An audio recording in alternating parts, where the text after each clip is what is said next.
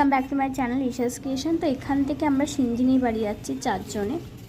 এই আমরা বাস থেকে নামলাম, এই যে আর একজন ফোনে কথা বলছে, আর একজন আরও 3 জন এখন আসবে বাকি আছে। আমরা এই নামলাম, তারপর দেখো থেকে এই 4 জনে এসেছি, মানে মন, দীপান্বিতা, রূপসা আর আমি।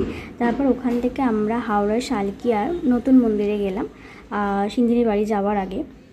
প্রথমে ঠিক করেছিলাম সবাই মিলে এই মন্দিরটাকে ঘুরবো, তো ঘোরার পরে তারপর সিঞ্জিনি বাড়ি যাব। কিন্তু বাকি 3 জন আসতে দেরি করছিলো বলে আমরা ফার্স্টে ভাবলাম না, গিয়ে আমরা ঘুরে নিই, তারপরে সিঞ্জিনি বাড়ি চলে যাবো।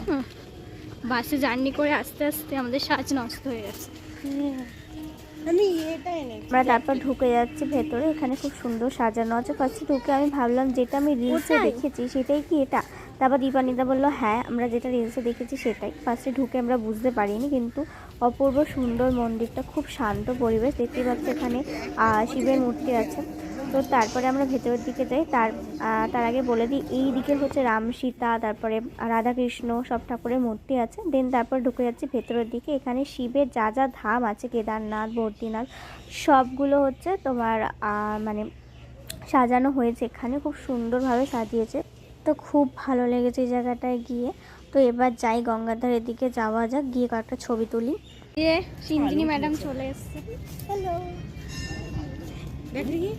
এই আমাকে একটা সিঙ্গেল তুলে দিয়েছে। এই মোড়াটা আবার মন্দির থেকে হাঁটার পরে তারপরে আমরা সিঞ্জিনি বাড়িতে গেলাম। তারপরে দেখি এরা দুজনও চলে এসছে।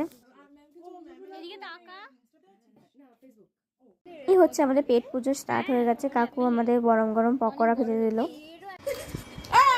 ও নিজের বাড়িতে নিজে এখন খাচ্ছে।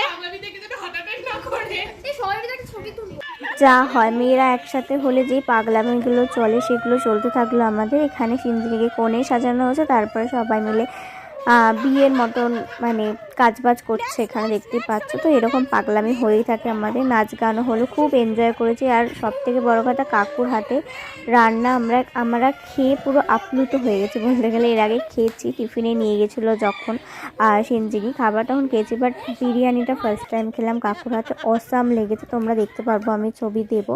এই যে চলে এসেছি আমরা লাঞ্চ খেতে। এই যে আলু ডিম বিরিয়ানি আর চিকেন চাপ, সাথে স্যালাড, এটা খেয়েছি। তারপরে তো খেয়ে নিলাম কোল্ড ড্রিঙ্কস, তারপর রসগোল্লাও খেয়েছিলাম, সেটা দেখাতে ভুলে গেছি তোমাদের। সিঞ্জিনির কাছে যাই, সিঞ্জিনির কাছে সিঞ্জিনি কোথায় গেল? দাঁড়া, কি গেল? সিঞ্জিনি চলে যাচ্ছি, আমি চলে যাচ্ছি। সারা জীবনে বলবো না। আরে আমরা চলে যাচ্ছি, এদিকে আয়। কেমন এনজয় করলি বল? দারুণ এনজয় হলো, ফাটাফাটি। সিঞ্জিনি হেভি কাটলো আজ দিনটা। আমার বড্ড কষ্ট হচ্ছে, আমার আসবে একদম। এবার বাড়ির উদ্দেশ্যে যাওয়া যাক, টাটা।